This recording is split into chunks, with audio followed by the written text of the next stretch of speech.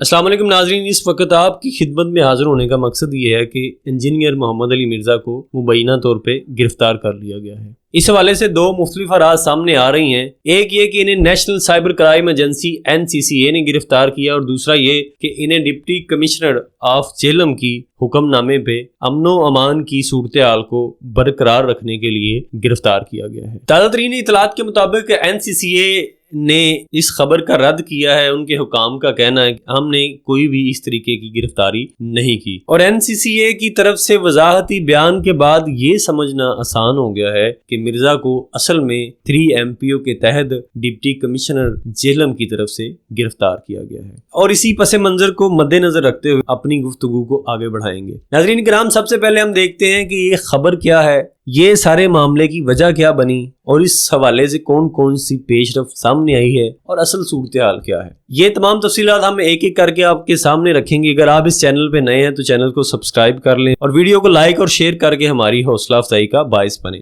چند دنوں سے انجینئر محمد علی مرزا کا ایک کلپ سوشل میڈیا پہ کافی وائرل ہے۔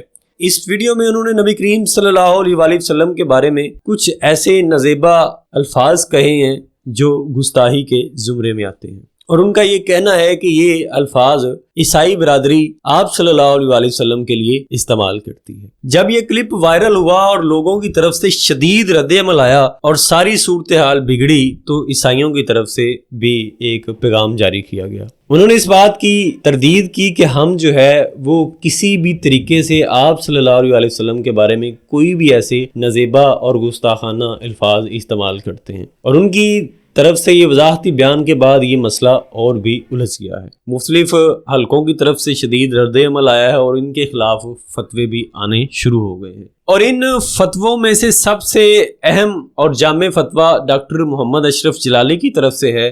یہ فتویٰ تحریک لبیک پاکستان اور تحریک صراط مستقیم کے پلیٹ فارم سے دیا گیا ہے۔ ہم لفظ بہ لفظ اس فتوے کو آپ کے سامنے رکھیں گے تاکہ آپ کو اس معاملے کی حساسیت کو سمجھنے میں آسانی ہو۔ فتویٰ کچھ یوں ہے کہ مرزا محمد علی جہلمی نامی شخص کا ایک کلپ مجھے سنایا گیا، جس کے الفاظ کی بنیاد پر مجھ سے شرعی فتویٰ طلب کیا گیا۔ یہ ویڈیو بظاہر نہ تو ڈب کی گئی ہے، نہ ہی اس میں کوئی کٹنگ کی گئی ہے۔ اس کلپ میں مرزا جہلمی نے واضح طور پہ خاتم النبیین حضرت محمد صلی اللہ علیہ وآلہ وسلم کے بارے میں ایک لفظ کہا ہے۔ یہ رسول اللہ صلی اللہ علیہ وآلہ وسلم کی 100% انتہائی بڑی توہین ہے۔ کوئی بھی مسلمان اگر حضرت محمد صلی اللہ علیہ وآلہ وسلم کے بارے میں ایسا لفظ بولے تو وہ اجماعی طور پر کافر اور مرتد ہو جاتا ہے۔ اس نے عیسائیوں کا حوالہ دے کر کہا کہ وہ رسول اللہ صلی اللہ علیہ وآلہ وسلم کے لیے ایسا لفظ استعمال کرتے ہیں، کہتے ہیں، حالانکہ عیسائی انکار کر رہے ہیں کہ ہمارے مذہب میں ایسی کوئی بات نہیں ہے۔ اگر بالفرض کوئی عیسائی بھی ایسی گستاخی کرتا ہے تو پھر بھی کسی مسلمان کے لیے یہ جائز نہیں ہے کہ وہ اپنی طرف سے بیان کرے یا کسی شرعی مسئلے کی وضاحت میں اس گستاخی کو نقل کرے۔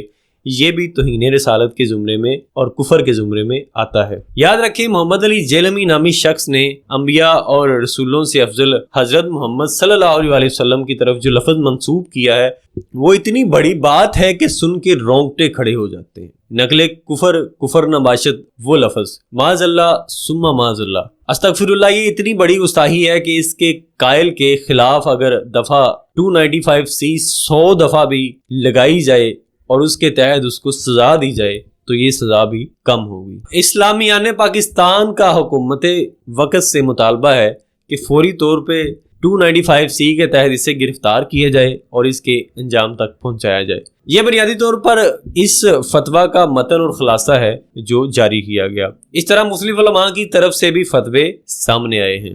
اب جو لفظ انجینئر محمد علی مرزا کے منہ سے نکلا وہ دوبارہ فتوے میں بھی بیان کیا گیا، لیکن میری زبان مجھے یہ اجازت نہیں دیتی کہ ویسا لفظ میں آپ صلی اللہ علیہ وآلہ وسلم کے لیے بھولوں، بالخصوص اگر وہ لفظ حضور اکرم صلی اللہ علیہ وآلہ وسلم جو کہ رحمت للعالمین ہے کے حوالے سے منسوب ہے، تو یہ ایک نہایت عجیب اور ناقابل برداشت بات ہوگی۔ یہ صرف آج کی بات نہیں ہے، اس سے پہلے بھی 2020 میں اس کو ایسے ہی مختلف طرح کے الفاظ اور مختلف طرح کے معاملات کے ساتھ چھیڑ خانی کرنے پہ گرفتار کیا گیا تھا، اور بعد ازاں اس کو رہا بھی کر دیا گیا۔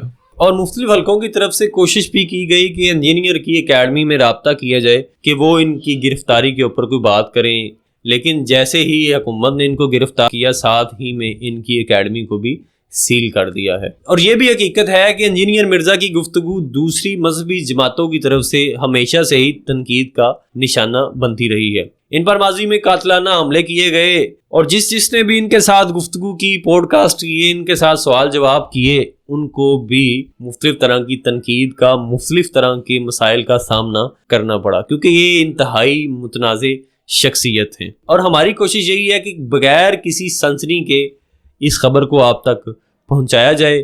کیونکہ محمد علی مرزا کو پولیس کی طرف سے گرفتار کر لیا گیا ہے، تو اس معاملے میں آگے کیا پیش رفت ہوتی ہے اس چیز کا انتظار کرنا چاہیے، اور ہمیں یہ امید رکھنی ہوگی کہ ادارے اس دفعہ اس سارے مسئلے کا ایک اچھا حل نکالیں، نہ کہ اس طریقے کی الفاظ اور نہ ہی اس طریقے کی گرفتاریاں دوبارہ دیکھنے میں آئیں گی۔ فی الحال جو صورتحال واضح ہے وہ یہی ہے کہ انجینئر محمد علی مرزا کو گرفتار کر لیا گیا ہے، اور یہ گرفتاری امن و امان کی صورتحال کو برقرار رکھنے کے لیے کی گئی ہے۔ اب یہ دیکھنا باقی ہے کہ انہیں کتنے عرصے تک حراست میں رکھا جاتا ہے اور یہ معاملہ کون سا رخ اختیار کرتا ہے۔ جیسے ہی مزید معلومات ہمارے پاس آئیں گی ہم آپ کے ساتھ شیئر کرتے رہیں گے۔ اپنا بہت سا خیال رکھیے گا۔ اللہ حافظ۔